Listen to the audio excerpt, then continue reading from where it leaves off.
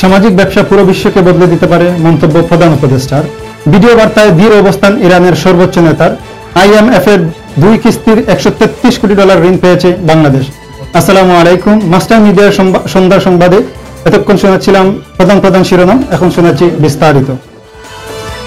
বিগত সরকার সামাজিক ব্যবসা দিবস পালন করতে দেয়নি বলে মন্তব্য করেছেন প্রধান উপদেষ্টার অধ্যাপক ডক্টর মোহাম্মদ ইউনূস। আজ সকালে 15তম সামাজিক ব্যবসা দিবস উপলক্ষে সাভারের জিরাপতি সামাজিক কনভেনশন সেন্টারে 2 দিনব্যাপী কর্মসূচি উদ্বোধন অনুষ্ঠানে যোগ দিয়ে তিনি একথা বলেন। আরো জানাচ্ছেন নাহিদ কামাল।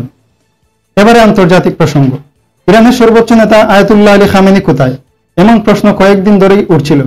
ইরান ইসরায়েলের মধ্যে 12 দিন ধরে চলা সংঘাতের সময় মাত্র 2বার বিবৃতি দিয়েছেন তিনি। তবে জনসম্মুখে আসেননি, তার মৃত্যু নিয়েও হয়েছিল গুঞ্জন। এরই মধ্যে খামেনির একটি ভিডিও বার্তা রাষ্ট্রীয় টেলিভিশনে সম্প্রচার করা হয়েছে।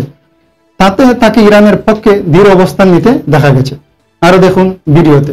এবারে শোনাচ্ছি অর্থনৈতিক প্রসঙ্গ। দীর্ঘ দর কষাকষি ও অর্থনৈতিক শর্ত পূরণের পেরিয়ে আন্তর্জাতিক মুদ্রা তহবিলের IMF চতুর্থ ও পঞ্চম কিস্তির মোট $133 কোটি পেয়েছে বাংলাদেশ। এর ফলে প্রায় 2 বছর পর আবারও পুরনো পদ্ধতির হিসেবে দেশের বৈদেশিক মুদ্রার রিজার্ভ $30 বিলিয়ন গড় ছড়িয়ে যাচ্ছে। আরো জানাচ্ছেন সাবিত সরওয়ার। এবারে ভিন্ন প্রসঙ্গ। জাতীয় নাগরিক পার্টি NCPর যুগ্ম আহ্বায়ক সরওয়ার তুষারের বিরুদ্ধে যৌন হয়রানির অভিযোগ করেছেন দলটির সদস্য নীলা ইসরাফিল।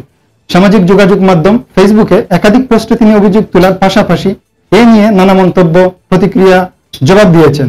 আরো দেখুন ভিডিওতে। ধন্যবাদ। মাস্টার মিডিয়া সন্ধ্যা সংবাদে সবাই এতক্ষণ পুরো সংবাদে ছিলেন। আগামী সংবাদ শোনার আমন্ত্রণ জানিয়ে এখানে বিদায় নিচ্ছি। আসসালামু আলাইকুম।